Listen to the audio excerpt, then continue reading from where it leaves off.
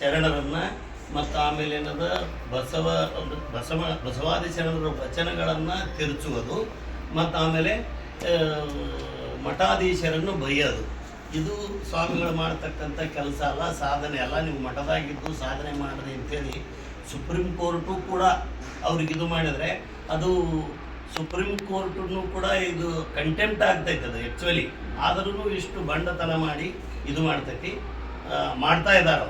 ಪುರದಲ್ಲೆಲ್ಲ ಬೈಯೋದು, ಸ್ವಾಮಿಗಳಿಗೆ ಬೇಯೋದು ಮತ್ತು ಆಮೇಲೆ ಏನದ ಮಠಾಧೀಶರಿಗೆ ಬೇಯೋದು, ಬಸವಾದಿ ಶರಣರಿಗೆ ಬೇಯೋದು ಮತ್ತು ಬಸವ ತಾಲಿಬಾನಿ ಅಂತ.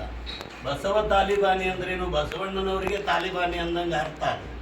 ಇಂಥ ಹಲಸು ಶಬ್ದಗಳನ್ನು ಈಗಾಗಲೇ ಇದು ಮಾಡಿದ್ದಕ್ಕೆ ಇದು ಕೋರ್ಟು ಇದು ಮಾಡಿದರೂ ಕೂಡ ಅವರು ಇದು ಮಾಡ್ತಾರೆ. ಮತ್ತು ಆಮೇಲೆ ಈಗಾಗಲೇ ಬಸವ ಕಲ್ಯಾಣದಲ್ಲಿ ಎಲ್ಲರೂ ಬಸವ ಕಲ್ಯಾಣದಲ್ಲಿ ಪೂರಾ ಬಸವ ಕಲ್ಯಾಣವನ್ನು ಬಂದ್ ಮಾಡತಕ್ಕಂಥ ಒಂದು ನಿರ್ಣಯವನ್ನು ತಗೊಂಡಿದ್ದಾರೆ. ಅವರಿಗೆ ಅಲ್ಲಿ ಯಾವುದೇ ಕಾರಣಕ್ಕೂ ಅಲ್ಲಿ ಅವ್ರಿಗೆ ಇದು ಮಾಡೋದಲ್ಲ. ಅವ್ರು ಮುಂದೆ ಯಾವುದೇ ತಾಲೂಕುಗಳಲ್ಲಾಗಲಿ ಜಿಲ್ಲೆಗಳಲ್ಲಾಗಲಿ ಇಂಥ ಕಾರ್ಯಗಳನ್ನು ಮಾಡಬಾರ್ದು. ಮಠದಲ್ಲಿ ಇದು ಮಠಾಧೀಶರು ಮಾಡುವ ಕೆಲಸ ಇದಲ್ಲ. ಮಠಾಧೀಶರ ಕೆಲಸ ಏನು? ತಾವು ಒಳ್ಳೆ ಪ್ರವಚನ ಮಾಡಬೇಕು ಮತ್ತು ಬರೀ ನಿಂದನೆ ಮಾಡೋದು, ಅವ್ರಿಗೆ ಹಂದಿ ಅನ್ನೋದು, ನಾಯಿ ಅನ್ನೋದು, ಮಠಾಧೀಶರಿಗೆ ಇವೆಲ್ಲ ಮಾಡಬಾರ್ದು.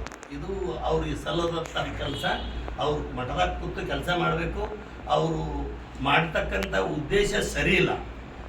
ಆದ್ದರಿಂದ ಅವರಿಗೆ ಮುಂದೆ ಯಾವುದೇ ಕೋರ್ಟು ಕೂಡ ಅವರಿಗೆ ಜಿಲ್ಲಾಡಳಿತ ಆಗಲಿ ಯಾವುದೇ ಕೋರ್ಟು ಕೂಡ ಯಾವುದೇ ಇದರಲ್ಲಿ ಈ ಥರ ಸಮಾವೇಶ ಬಸವಾದಿ ಶರಣರ ಹಿಂದೂ ಸಮಾವೇಶ ಅಂದರೆ ಹಿಂದೂ ಸಮಾವೇಶ